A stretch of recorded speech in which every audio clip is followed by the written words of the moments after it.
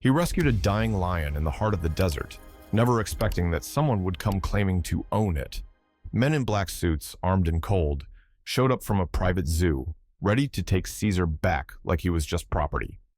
But the lion they tried to reclaim had already made a choice, and what he did next turned the whole story on its head. Just wait until you hear how this wild confrontation ended, and why justice, in the end, came roaring back. Tom Harper was the kind of man you'd forget if you saw him in a crowd, tall, broad-shouldered, weathered by time and silence. People in town called him Old Tom, a nickname that stuck even though he was only 61. But time ages you differently when you've lost everything.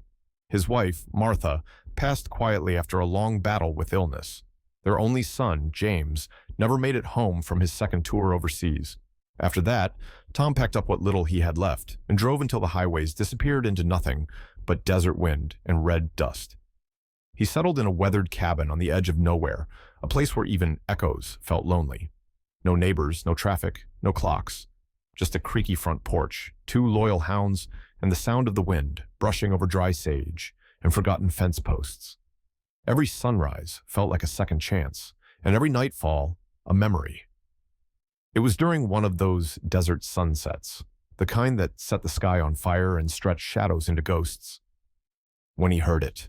A roar, not the kind that coyotes make when they're hungry. This was deeper, broken, wounded. Instinct told him to grab the old Winchester by the door. Something was out there. He stepped into the amber light, boots crunching over gravel. As he followed the sound, every step took him closer to something strange, something wrong. At the base of the bluff, partially hidden behind a tumble of rocks and brittle brush, lay a sight that made his pulse slow and sharpen at the same time. A lion. A real lion. Massive, golden, but barely alive. Blood clung to one of its front legs, the paw impaled by something jagged. Nearby, half buried in sand, sat a rusted iron crate with peeling letters. Private Exotic Ranch. Someone had kept this animal locked away, and when it became too much, too wild, too expensive, too inconvenient, they dumped it here like trash. Tom lowered his rifle. "You poor soul," he murmured. There was fear in his chest, sure. But more than that, there was recognition. The lion was more than injured. It was forgotten, like him.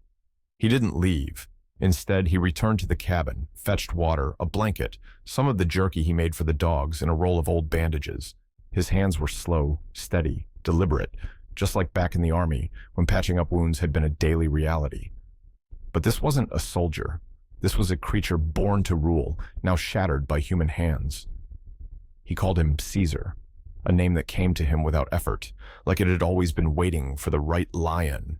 Each day became a ritual: feed, clean, talk, wait. Tom would sit by the fire and read aloud from worn-out books, not because Caesar understood the words, but because Tom needed to say them. It had been years since his voice echoed in any room but his own mind, but Caesar listened, with eyes that didn't flinch, that held something ancient, eyes that said, "I know pain, I know silence." And slowly, he healed. They both did. By the end of the 4th week, Caesar stood tall, no longer a wounded shadow of a once mighty beast. His muscles returned beneath golden fur, his eyes regained their fire, and the scars that had once marked defeat now told a story of survival. He moved with quiet purpose, not just as an animal revived, but as something older, something regal. Tom watched from the porch each morning as the lion paced the edge of the bluff, head high, catching scents in the wind. He didn't need to say it aloud. He saw it in every step Caesar took. The wild was waking up inside him. And that truth came with weight. Caesar wasn't a pet. He wasn't a companion. He was nature's will carved into muscle and instinct, a living monument to everything people forget when they cage what they can't control. Tom understood this. He'd faced men shaped by violence, instincts sharpened by war. Caesar was no different, except his battlefield was eternal. Still, every night as the stars blinked awake and the world turned blue with moonlight, Caesar came closer, He'd settle in the dust beside Tom's chair, close enough that their breathing synced. The lion's chest rose and fell in rhythm with the old man's heart. Steady, calm. Trust lived in the silence between them. Then, one afternoon, the stillness shattered. A sleek black SUV rolled up the dirt path, tires crushing gravel like bones. Tom stepped down from the porch as two men emerged, broad-shouldered, stiff, dressed in matching dark suits, each wearing a silver badge stamped with the logo Tom recognized too well, Private Exotic Ranch. Their eyes never wandered. They scanned, calculated, took notes with their silence. "We're here for the animal," said one, voice clipped and cold. "He escaped from our facility. He's not yours." Tom squared his stance between them and the fenced yard. "He's not something you can just take back. He's alive. He made it out. That counts for something." "He's dangerous," the man replied, not missing a beat. "And he's property." That word hung in the air like a bad echo. Property. Tom didn't answer. He didn't have to. That night, sleep was a stranger. He dozed in the armchair with the dogs curled at his feet and the shotgun leaning nearby. When the crash came, glass breaking, a door forced open, it wasn't fear that woke him. It was instinct. "Caesar!" he shouted, already reaching for the weapon. He raced outside. Security lights flared on, catching movement in the backyard. One of the men crouched behind the shed, another already raising a rifle toward the enclosure, and then everything slowed. Caesar stepped into the light. His frame was lean and silent, his eyes locked on the threat, and in one explosive motion, he moved.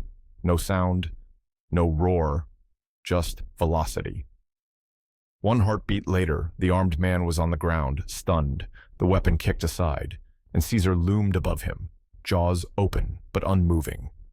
Not a scratch laid. He had chosen. He could have ended it. But instead, he waited. Waited for Tom. The old man approached, breath thick in his throat, and placed a hand, slow, deliberate, on Caesar's mane. Their eyes met. No words passed, but something older than language did. A question asked, permission granted, and restraint held. The intruders backed away in silence, because in that moment, they realized something terrifying. This wasn't just a lion. This was a mirror, showing the world exactly what it tried to bury. He wasn't their victim anymore. He was proof, and proof like that burns everything it touches. 7 days after the confrontation, the world came knocking. Park rangers, wildlife biologists, news reporters, all of them drawn by a single thread of truth that had unraveled online. The story had gone viral. Veteran saves wounded lion. Now they're brothers in the desert. The title swept through comment sections like wildfire. People cried, people argued, people believed. But for Tom, none of it mattered. He didn't care about clicks or cameras. He cared about Caesar, the lion who had walked out of death and into his silence, only to bring life back with every step. That morning, as the sun painted the desert in gold, Tom stepped into the makeshift enclosure. The gate creaked open, old hinges singing their last song. Caesar stood on the other side, still and watching. He didn't flinch. He didn't move. Tom took a breath that felt like the end of a chapter. "You're not made for cages," he said quietly, almost to himself. "Not even golden ones." The wind caught the words and carried them. Caesar stayed there, inches from freedom, unmoving. His eyes weren't wild. They were thoughtful. He glanced at Tom, at the sky, at the horizon. It was as if he was measuring something invisible, as if he knew that walking away meant leaving more than comfort. It meant leaving him. Minutes passed, like hours. And then, Caesar turned. With a final glance, he stepped beyond the fence. His paws pressed into the dust, with purpose. He didn't look back. He didn't need to. Hundreds of lenses followed him. Flashbulbs popped. Drones buzzed overhead, but Tom didn't see them. He saw only one thing, a silhouette dissolving into light, swallowed by the same land that had once tried to kill him. And in that vanishing form, Tom saw something rare, not loss, but choice. Because real freedom isn't just walking away, it's knowing when to stay and when to go. That night, the world moved on. Stories aired, headlines rotated. The noise of civilization came and went, but the desert stayed silent. Until morning. When Tom opened his door at dawn, the air was cool and still. At his feet lay something strange. A torn piece of fabric, weathered and worn, but unmistakable. The emblem from the private zoo, shredded and left like an offering, or a warning. His breath caught. It was Caesar's final message. He had returned, not for help, not for safety, but to say what no voice could. I remember, I chose, and I will never forget.